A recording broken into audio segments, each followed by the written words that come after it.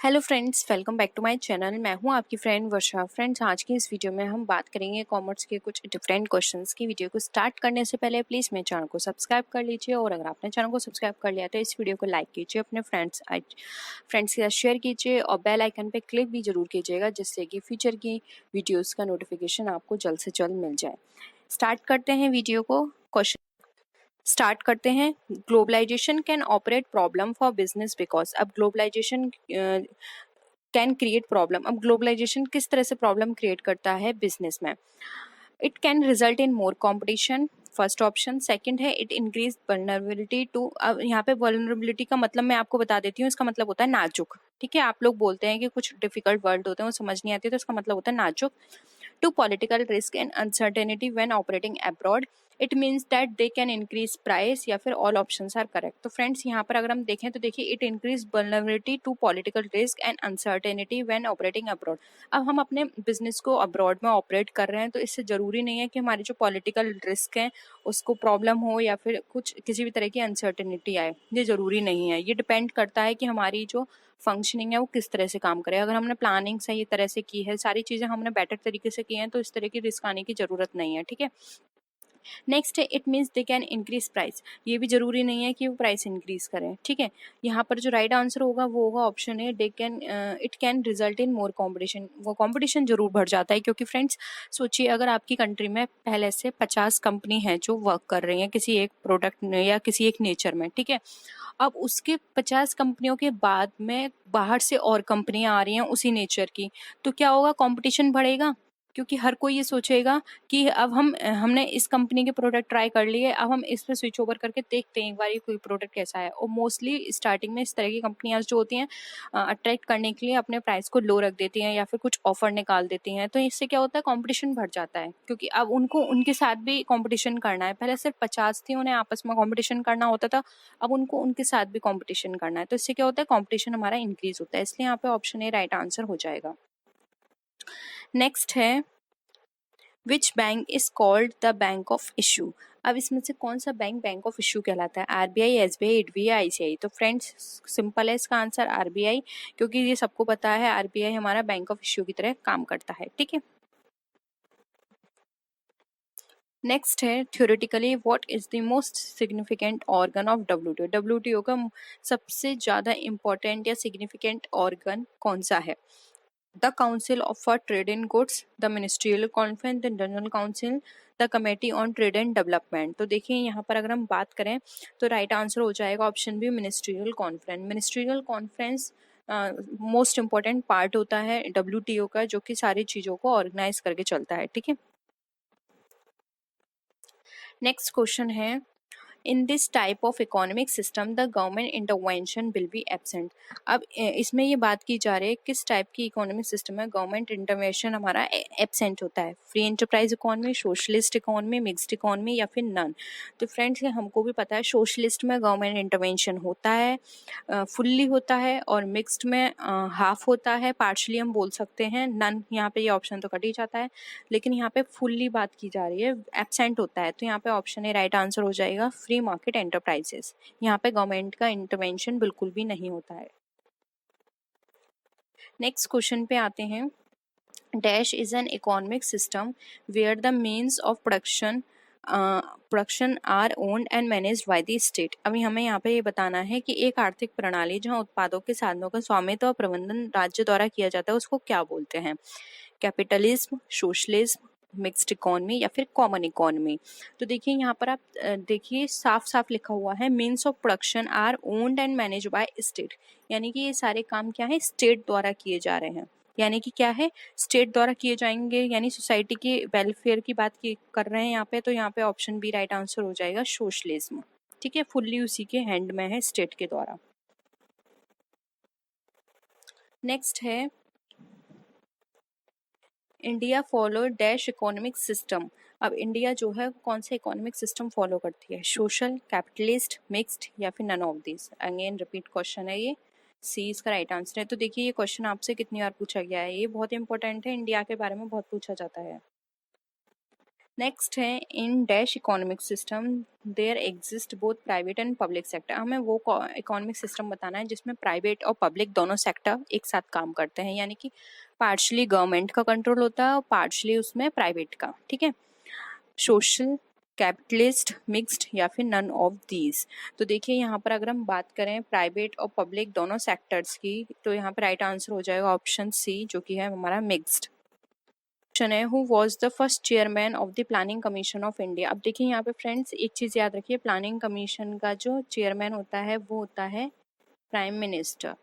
अब आप देखिए हमारा फर्स्ट प्राइम मिनिस्टर कौन थे, जवाहरलाल नेहरू जी, इसलिए प्लानिंग कमीशन के भी फर्स्ट चेयरमैन कौन होंगे, जवाहरलाल नेहरू जी। ऑप्शन ए यहाँ पे राइट आंसर है।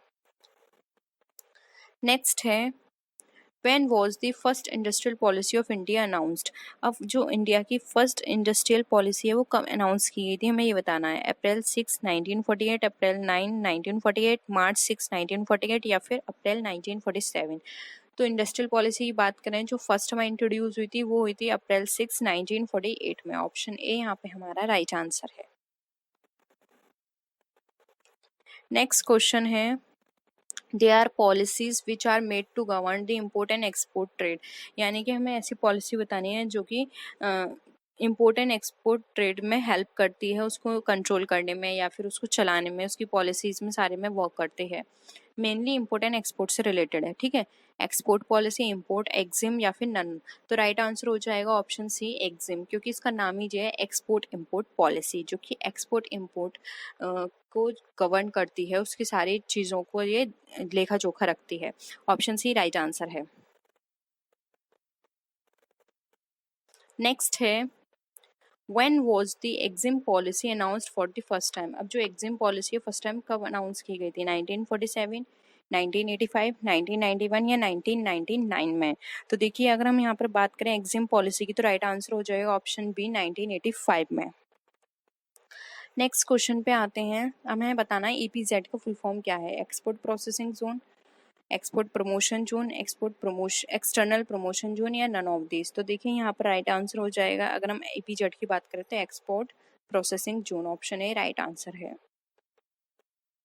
नेक्स्ट क्वेश्चन है dash concern with the obligation and duties of business to the society. अब इसमें से कौन सी चीज़ है जो हमारी जो बिजनेस सोसाइटी के लिए एक बिजनेस की ड्यूटीज के बारे में बताती है। सोशल रिस्पॉन्सिबिलिटी, स्टेटस, अथॉरिटी या नन ऑफ दिस। तो देखिए यहाँ पर राइट आंसर हो जाएगा ए, सोशल रिस्पॉन्सिबिलिटी हमें बताती है कि एक बिजनेसमैन की क्या ड्यूटी है सोसाइटी के लिए, यानी उसको अपने बिजनेस को रन करने के साथ साथ उसको सोसाइटी के लिए क्या क्या काम करने चाहिए, ये हमें सोशल रिस्पॉन्सिबिलिटी में बताया जाता है। राइट आंसर हो जाएगा इसका ऑप्शन नंबर ए। नेक्स्ट है who and conducted the social audit in India for the first time। अब अगर हम यहाँ पे बात करें तो सोशल ऑडिट इंडिया में फर्स्ट टाइम कब कंडक्ट की गई थी, किसने कंडक्ट की थी, JRD टाटा, बिरला, रिलायंस ग्रुप या फिर स्टेट बैंक। तो इसका देखिए राइट आंसर है हमारा option number A, JRD Tata. JRD Tata ने सबसे पहले सोशल ऑडिट करवाई थी इंडिया में। ठीक है, नेक्स्ट क्वेश्चन पे आते हैं who is concern with the presentation of union budget. यानी यूनियन बजट के जो प्रेजेंटेशन होती है उससे कौन कंसर्न होता है या किसकी रिस्पॉन्सिबिलिटी होती है, prime minister, finance minister, RBI governor या फिर होम मिनिस्टर। तो right answer option B, finance minister. ये फाइनेंस मिनिस्टर का काम होता है बजट को पार्लियामेंट में प्रेजेंट करना। ठीक है, ये आप सबको पता है, बहुत कॉमन था। तो the credit balance in the bank account is. अब जो क्रेडिट बैलेंस है जो बैंक अकाउंट में वो हमारा क्या शो करता है। ऑप्शंस हैं an assets, an liability, an expense और कंटिजेंट लाइबिलिटी। तो देखिए यहाँ पर अगर हम बात करें क्रेडिट बैलेंस की जो कि हमारा बैंक अकाउंट के अंदर शो करता है, तो ये शो करता है हमारी लाइबिलिटी को, जबकि अगर हम डेबिट बैलेंस की बात करें तो हमारे असेट्स को शो करता है। इसलिए यहाँ पर ऑप्शन जो है हमारा 2 वो हमारा राइट आंसर होगा। नेक्स्ट है returns outward book makes record of. यानी कि रिटर्न आउटवर्ड बुक जो होती है वो किसका रिकॉर्ड करती है। तो देखिए ऑप्शन है goods return to the suppliers, यानी सप्लायर्स को गुड रिटर्न किया, गुड्स रिटर्न टू कस्टमर यानी कस्टमर को गुड रिटर्न किया, उसके बाद है यहाँ पर goods return to proprietor, proprietor को गुड्स रिटर्न किया। फिर है गुड्स रिटर्न टू नेबर्स, यानी कि नेबर्स को गुड रिटर्न किया। तो देखिए यहाँ पर इसका राइट आंसर होगा, तो ये है हमारे ऑप्शंस। तो देखिए यहाँ पर अगर हम बात करें गुड्स आउटवर्ड बुक की, तो देखिए ये यहाँ पे हमें बताता है कि जो हमारे सप्लायर्स हैं उनको हमने जो माल है उसको वापस किया। Goods return to suppliers, return outward book ये हमें शो करता है, इसलिए ऑप्शन है यहाँ पे हमारा राइट आंसर है। नेक्स्ट क्वेश्चन पे आते हैं। नेक्स्ट क्वेश्चन है हमारा, cash book prepared on impressed system in. अब जो कैश बुक है वो इम्प्रेस सिस्टम में दिखाई जाती है, तो वो किस तरह की होती है? 2 कॉलम कैश बुक की तरह, प्रिटी कैश बुक, या फिर परचेज बुक। तो देखिए यहाँ पर अगर हम बात करें तो जो इम्प्रेस सिस्टम के अंदर हम अपनी कैश बुक प्रिपेयर करते हैं वो हमारी प्रिटी कैश बुक कहलाती है। Friends, mainly petty cash book वो कैश बुक होती है जिसके अंदर हम जो छोटे छोटे हमारे जो खर्चे होते हैं हम उसको इंक्लूड करते हैं। फिर बाद में जब हम उसको उससे रिलेटेड अकाउंट में पोस्टिंग करते हैं तो डायरेक्ट एक अगर हम एक आइटम के रूप में उन सबको इंक्लूड कर लेते हैं। फॉर एग्जाम्पल, जैसे कि हमने स्टेशनरी में खरीदे पेन, पेंसिल्स, इरेजर, स्केल, ये सारी चीज़ें खरीदी, तो प्रिटी कैश बुक में तो ये अलग अलग मेंशन कर दी जाएगी, लेकिन जब हम इसकी पोस्टिंग करेंगे जर्नल में या फिर अदर इससे रिलेटेड लेजर में, तो वहाँ पर हम पोस्टिंग करेंगे एज अ स्टेशनरी। वहाँ पे ये अलग अलग आइटम शो नहीं किए जाएंगे, वहाँ पे एज अ स्टेशनरी शो किया जाएगा। प्रिटी कैश बुक का मेन पर्पस होता है जैसे जो भी एक्सपेंस हो रहा है उसको उसी टाइम रिकॉर्ड करना, ठीक है, क्योंकि छोटे छोटे खर्चे ऐसे होते हैं बाद में हम भूल जाएंगे, तो प्रिटी कैश बुक में उसी टाइम नोट कर लिए जाते हैं। फिर बाद में जब उसको उससे रिलेटेड जो पोस्टिंग होती है, जब वहाँ पर उसको ट्रांसफ़र किया जाता है तो एक बड़े हेड में उन सारे छोटे खर्चों को एक बड़े अमाउंट में लिख दिया जाता है, तो वो हमारा प्रिटी कैश बुक इसमें मदद करता है, ठीक है। तो एक तरह से ये यहाँ पर क्या हो गया, छोटे छोटे खर्चे हम भूले भी नहीं और साथ ही साथ हमारी पूरी हमारे पास इंफॉर्मेशन भी है। कभी हमें पता चले कि फॉर एग्जांपल स्टेशनरी है वो हमारी ज़्यादा अमाउंट की आ गई, तो हम बाद में एज अ रेफरेंस देख सकते हैं कि इस स्टेशनरी में एक्चुअल में हमने कौन कौन से आइटम परचेज किए हैं, ठीक है। तो ये था हमारा petty cash book, option 3 right answer है। नेक्स्ट आते हैं, the statement send along with purchase return is. अब खरीद रिटर्न के साथ भेजा गया बयान क्या कहलाता है? Credit note, bills payable book, debit note, या फिर purchase return book.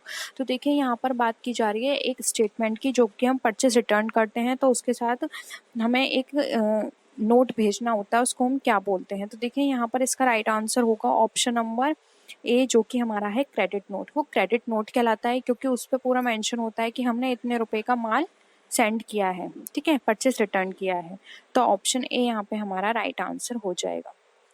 Bill payable book में जो भी हम बिल पे करते हैं उसके बारे में मेंशन होता है, तो ये नहीं होगा। डेबिट नोट हमारा जब भी हम किसी भी तरह का कोई भी सेल्स रिटर्न चीज़ होती है तब हम लिखते हैं, और परचेस रिटर्न बुक हमारी परचेस रिटर्न से रिलेटेड होता है, लेकिन वो कोई स्टेटमेंट नहीं होता। स्टेटमेंट में सिर्फ क्रेडिट नोट आएगा, ठीक है। नेक्स्ट आते हैं, bank reconciliation statement is prepared by. अब जो बैंक रिकन्सिलेशन स्टेटमेंट होता है, ये क्वेश्चन फ्रेंड्स बहुत पूछा जाता है, बहुत सिंपल है। Customer, bank, reserve bank of India, या फिर इधर बी और सी। तो फ्रेंड्स जो बैंक रिकन्सिलेशन या फिर जिसको आप शॉर्ट में बोलते हो BRS, ये प्रिपेयर किया जाता है कस्टमर ऑफ द बैंक, ठीक है। कस्टमर ये देखता है कि बैंक में जो भी ट्रांजेक्शन्स उसके द्वारा किए जा रहे हैं बैंक से, बैंक उसकी सही टाइम पर पोस्टिंग कर रही है या नहीं, या उसके पास जो बुक है पासबुक उसमें सही एंट्री की जा रही है नहीं। तो इन दोनों को मैच करने के लिए वो जो स्टेटमेंट बनाता है उसे बोलते हैं BRS, यानी कि bank reconciliation statement, cash book का पासबुक से मिलान करने के लिए, ठीक है। नेक्स्ट आते हैं, फ्रेंड्स ये थोड़ा बड़ा क्वेश्चन है तो मैं इसका फ़ॉन्ट साइज छोटा कर रही हूँ, तो आई होप आपको ये क्लियर होगा, या फिर आप 2 बार देख लीजिए। पहले आप क्वेश्चन पढ़ लीजिए। देखिए क्वेश्चन है हमारा, while preparing bank reconciliation statement, checks paid into bank but not yet cleared are। यानी कि जब आप बैंक रिकन्सिलेशन स्टेटमेंट प्रिपेयर करते हैं तो चेक जो आपका बैंक में पेड हो गया है लेकिन वो अभी तक क्लियर नहीं हुआ है। हिंदी में भी देख लीजिए, बैंक सुलह बयान तैयार करते समय बैंक में भुगतान किए गए चेक भुगतान तो कर दिए हैं आपने, लेकिन अभी तक वो क्लियर नहीं हुआ है, यानी कि वहाँ पर सबमिट नहीं हुए एक तरह से बैंक के द्वारा। तो ठीक है, ऑप्शंस देखिए यहाँ पर कौन क्या क्या हो सकता है। 4 ऑप्शंस हैं हमें यहाँ पर। देखिए, added to balance as per cash book to arrive at the balance as per passbook, या फिर deducted to the balance as per cash book to arrive at the balance as per passbook. फिर है divided in the balance as per cash book to arrive at the passbook, और multiplied to the balances as per cash book to arrive at the balance as per the passbook. अब friends यहाँ पर आप देखिए, यहाँ पर इन्होंने 4 options आपको प्रोवाइड किए हैं, ठीक है। तो देखिए 4 ऑप्शंस के अकॉर्डिंग आपने एक चीज़ देखी होगी, जब भी हम बीआरएस बनाते हैं तो या तो वहाँ पर हम चीज़ें ऐड करते हैं या लेस करते हैं, जबकि यहाँ पर क्या है मल्टीप्लाई, तो ये कट गया ऑप्शन। यहाँ में डिवाइड का ऑप्शन दे रखा है तो ये कट गया, क्योंकि ना ही हम कोई भी स्टेटमेंट, कोई भी एंट्री होती है उसको डिवाइड करते हैं, ना ही मल्टीप्लाई, सिर्फ ऐड करते हैं या फिर लेस करते हैं कोई भी आइटम। तो अब हमें ऑप्शन ए या 2 में से देखना है। तो देखिए यहाँ पर ये था कि जो चेक है वो बैंक में दे दिया गया है, लेकिन वो क्लियर नहीं हुआ है। तो इसका मतलब क्या है कि आपने तो उसको ऐड कर लिया होगा कि अब हमारे अकाउंट में इतने रुपए हो गए, लेकिन सच में तो अभी वो क्लियर हुआ नहीं है, तो अकाउंट में तो अभी उतने रुपए हुए नहीं, तो आपको क्या करना पड़ेगा, डिडक्ट करना पड़ेगा। तो यहाँ पे देखिए ऑप्शन 2 राइट आंसर होगा, deduct to the balance as per cash book और arrive at the balance as per passbook, ठीक है। तो ये आपका ऑप्शन करेक्ट होगा, ऑप्शन 2। आई होप ये भी ऑप्शन आपको क्लियर हुआ होगा। नेक्स्ट आते हैं errors which affect one account can be. अब हमें ऐसे एरर्स बताने हैं जो सिर्फ एक अकाउंट को इफेक्ट करते हैं। तो ऑप्शंस देख लीजिए, errors of omission, error of principle, error of posting, या फिर एरर ऑफ कमीशन। तो देखिए यहाँ पर ये बात कर रहे हैं एक अकाउंट को इफेक्ट करे। तो देखिए फ्रेंड्स, अगर एरर ऑफ ओमिशन होगा तो ये एक अकाउंट से रिलेटेड नहीं है, प्रिंसिपल डबल अकाउंट से रिलेटेड होता है, कमीशन भी नहीं होगा। एरर ऑफ पोस्टिंग हमारे एक अकाउंट से रिलेटेड हो सकता है कि हमने एक अकाउंट में पोस्टिंग नहीं की है, ठीक है। तो यहाँ पे ऑप्शन 3 जो है वो इसका राइट आंसर हो जाएगा। पोस्टिंग से रिलेटेड चीज़ें हमारी वन अकाउंट में इफेक्ट करेंगी, जबकि प्रिंसिपल दोनों पर बेस्ड होगा, ओमिशन भी दोनों पर बेस्ड होगा, और कमीशन भी हमारे दोनों साइड बेस्ड होगा। इसलिए ऑप्शन 3 यहाँ पर हमारा राइट आंसर है। नेक्स्ट आते हैं errors of carry forward from one year to another year effect, यानी कि एक वर्ष से दूसरे वर्ष तक आगे ले जाने की त्रुटियां क्या कहलाती हैं। पर्सनल अकाउंट से होती हैं, रियल अकाउंट से, नॉमिनल अकाउंट से, या फिर both personal and real account से। तो देखिए यहाँ पर errors of carry forward from 1 year to, अब देखिए 1 ईयर से 2nd ईयर में हम क्या ले जाते हैं, बैलेंस शीट। तो आपको देखिए घुमाकर ये क्वेश्चन आपसे कर लिया गया है, एक तरह से आपको ये बताना है कि बैलेंस शीट में कौन कौन सी चीज़ें जाती हैं, ठीक है। तो फ्रेंड्स यहाँ पर अगर हम बात करें तो देखिए यहाँ पर एक साल से दूसरे साल में फॉरवर्ड की बात कर रहे हैं, ठीक है। इसका मैंने आपको एक हिंट दे दिया है, इसका आंसर आपको खुद बताना है, ठीक है। मैंने आपको हिंट दे दिया है। अब देखिए बीआरएस से ही रिलेटेड है एक और क्वेश्चन हमारा, which of the following errors is an error of omission. अब हमें बताना है एरर ऑफ ओमिशन से रिलेटेड इसमें से कौन सी एरर है। ऑप्शन 1 है sale of 800 rupees was written in the purchase journal, यानी कि 800 रुपये की आपकी सेल हुई है लेकिन आपने परचेज जर्नल में लिख दी है। सेकंड ऑप्शन है wages paid to the Sohan, यानी कि सोहन को वेजेस पेड की और वो उसकी लेकिन अकाउंट में डेबिट कर दी है। फिर है the total of sales journal, यानी कि सोशल जर्नल का जो टोटल है वो आपने सेल्स अकाउंट में पोस्ट नहीं किया है। नेक्स्ट है the total of sales journal has posted to the sales account, अब जो टोटल है वो सेल्स अकाउंट में आपने पोस्ट कर दिया है। अब आपको यहाँ पे क्या बताना है, ओमिशन बताना है कि इसमें से कौन सा एरर ऑफ ओमिशन है। तो आप ध्यान से देखिए फ्रेंड्स, यहाँ पर एरर ऑफ ओमिशन की बात कराएं, यानी कि दोनों तरफ। तो देखिए यहाँ पर तो ये एंट्री हुई नहीं है, तो ये एरर ऑफ ओमिशन का पार्ट हो गया, ठीक है। सेल्स जर्नल में थी लेकिन पोस्ट ही नहीं हुई है, ठीक है। जबकि ये यहाँ पे गलत हुआ है, यानी कि डबल एंट्री का काम है, ये भी डबल एंट्री है और ये भी यहाँ पे गलत है, ठीक है। वो ये तो हमारी बिल्कुल सही है क्योंकि जिसकी एंट्री थी वो हमने वहाँ पोस्ट करी है, ये बिल्कुल करेक्ट है। लेकिन ऑप्शंस के अकॉर्डिंग देखें तो यहाँ पे ऑप्शन 3 हमारा राइट आंसर हो जाएगा। आई होप ये भी आपको क्वेश्चन क्लियर हुआ होगा। Which options are not a feature of bear debenture. अब इसमें से कौन सा ऑप्शन है, फीचर्स है जो कि हमारा बेयर डिवेंचर का नहीं है। कौन सा विकल्प बेयर डिवेंचर की विशेषता नहीं है, ये हो गया आपका हिंदी में क्वेश्चन। ऑप्शन है the interest is paid to the holder respected to of identity, यानी कि ब्याज धारक को पहचान के बावजूद भुगतान किया जाता है, ये इसका क्या विशेषता है। सेकंड है it is transferred by mayor delivery, यानी कि यह केवल वितरण द्वारा स्थानांतरित किया जा सकता है। नेक्स्ट है the transfer of bear debenture required transfer date, यानी कि जो बेयर डिवेंचर के हस्तांतरण के लिए स्थानांतरण विलेख की आवश्यकता होती है। थर्ड ये है ऑप्शन। एंड फोर्थ है हमारा इट इज नेगोशिएबल टूल, यह एक पराक्रम्य उपकरण है। अब इसमें से बताना है कि कौन सा नहीं है, नॉट यहाँ पे बताया गया है। तो देखिए यहाँ पर ऑप्शन जो हमारा थर्ड है, the transfer of bearer debenture required transfer deed. तो फ्रेंड्स इसके लिए ट्रांसफर डीड की जरूरत नहीं होती है बेयरर डिवेंचर के लिए, ठीक है। ऑप्शन बी राइट है, क्योंकि देखिए नाम से ही बेयरर डिवेंचर है, यानी कि जिसके पास होगा उसको ये ट्रांसफर हो जाएगा, वो उसका ओनर है, वो उसका पेमेंट ले लेगा, ठीक है। ट्रांसफर डीड की इसके लिए कोई जरूरत नहीं होती है, इसलिए ऑप्शन सी यहाँ पे हमारा राइट आंसर हो जाएगा। नेक्स्ट क्वेश्चन पे आते हैं। Debenture application account is in the form of. अब डिवेंचर एप्लीकेशन अकाउंट के रूप में है, किस अकाउंट के रूप में है? करंट अकाउंट के रूप में है, नॉमिनल अकाउंट यानी कि नाम मात्र खाते के रूप में है, पर्सनल अकाउंट यानी कि व्यक्तिगत खाता, और रियल अकाउंट यानी कि रियल अकाउंट के रूप में है। तो फ्रेंड्स अगर हम डिवेंचर एप्लीकेशन की बात करें तो डिवेंचर एप्लीकेशन अकाउंट जो होता है वो हमारा एक तरह से पर्सनल अकाउंट के फॉर्म में होता है, इसलिए ऑप्शन सी यहाँ पे हमारा राइट आंसर हो जाएगा, व्यक्तिगत खाता। नेक्स्ट क्वेश्चन पे आते हैं। The form of a discount on issue of debenture is in the nature of. अब जो डिस्काउंट डिवेंचर कोई भी इश्यू किया जा रहा है डिस्काउंट की फॉर्म में, यानी कि हम डिस्काउंट पे डिवेंचर को इश्यू कर रहे हैं, तो वो किस नेचर का होगा? डेफर्ड रेवेन्यू एक्सपेंडिचर यानी कि आस्थगित राजस्व, कैपिटल लॉस यानी कि पूंजीगत हानि, रेवेन्यू लॉस यानी कि राजस्व हानि, नन ऑफ द अबव यानी कि उपरोक्त में से कोई नहीं। तो फ्रेंड जब हम डिवेंचर इशू करते हैं किसी भी तरह के डिस्काउंट पर, तो देखिए यहाँ पर इसका राइट आंसर होगा वो एक तरह का हमारे लिए कैपिटल लॉस होता है, क्योंकि डिवेंचर्स हमारे कैपिटल नेचर का होता है और उस पर लॉस हमारा कैपिटल लॉस है, ठीक है। तो ऑप्शन बी यहाँ पे हमारा क्या हो जाएगा, राइट आंसर हो जाएगा। तो आई होप आपको ये क्वेश्चन क्लियर हुए होंगे। इस वीडियो में हमने हिंदी इंग्लिश दोनों का एक साथ डिस्कशन कर लिया, आपको समझने में भी आसानी हुई और आपकी कंफ्यूजन भी आई होप अब दूर हो जाएगी। और किसी भी तरह की कोई भी क्वेरी हो, आपकी कोई सजेशन देना चाहते हो तो आप कमेंट सेक्शन में बता सकते हैं। तो फ्रेंड्स नेक्स्ट वीडियो में फिर मिलते हैं आपसे और भी अच्छी वीडियोस के साथ, तब तक के लिए टेक केयर, बाय बाय।